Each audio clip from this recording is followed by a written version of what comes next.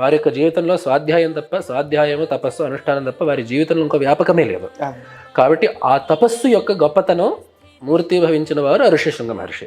వారి ఇంకా రెండో పనే లేదు. వారి తండ్రి గారు దివ్యమైన జన్మ, అది కూడా వారికి విభాండక మహర్షి యొక్క వీర్యంతో వారు జన్మించి ఇంకా తపస్సు చేయడం తప్ప రెండో వ్యాపకం లేదు. దానివల్ల వారికి ఎటువంటి ప్రభావం అంటే, వారు ఎక్కడైతే అడుగు మోపుతారో ఆ దేశం సుభిక్షంగా ఉంటుంది. అడుగు మోపితే ఇంకా వారు ఇంకా ప్రత్యేకమైన దీవెనలు ఇంకేం చేయక్కర్లేదు. అడుగు మోపితే ఆ దేశం సస్యశ్యామలంగా ఉంటుంది.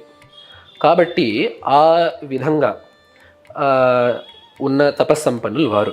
కాబట్టి వారి యొక్క తపస్సు అదిలేక విధంగా వారి తండ్రి గారైన విభాండక మహర్షి అంటే కశ్యప మహర్షి యొక్క పుత్రులు, వారి యొక్క తపస్సు ఎంత గొప్పదంటే, వారు అక్కడ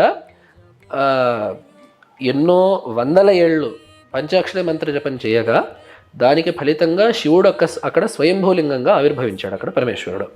దాన్నే మనకి మలహానికర లింగముగా మనం పిలుచుకుంటుంటే ఇప్పటికే అది శృంగేరిలో ఉంది. అంటే అది శారదాంబ కంటే ప్రాచీనమైన లింగం అది. ఆ లింగం అక్కడ వారి యొక్క తప ఫలితంగా అక్కడ ఆవిర్భవించింది. ఆ ఆలయానికి జీర్ణోద్ధారణ చేస్తునేటప్పుడు ఆ లింగాన్ని తీసి పక్కన పెడదామని చెప్పి చూశారు. అయితే దాని యొక్క మూలం దొరకలేదు.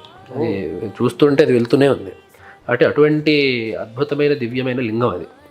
దాని ఆ పేరు ఏమిటంటే, ఆ మలం అంటే పాపాలని పోగొట్టే లింగము.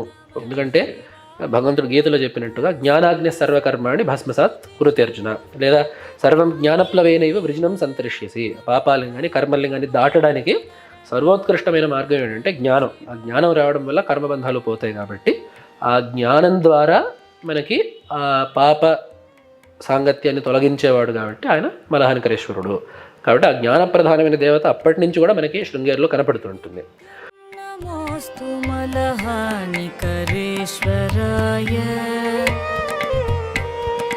నిత్యం నమోస్తు మలహానికరేశ్వరాయ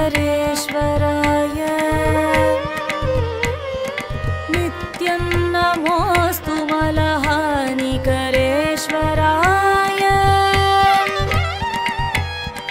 నిత్యం నమోస్తు మలహానికరేశ్వరాయ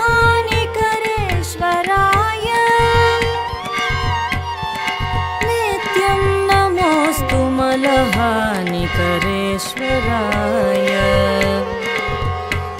నమః శివాయ నమః శివాయ నమః శివాయ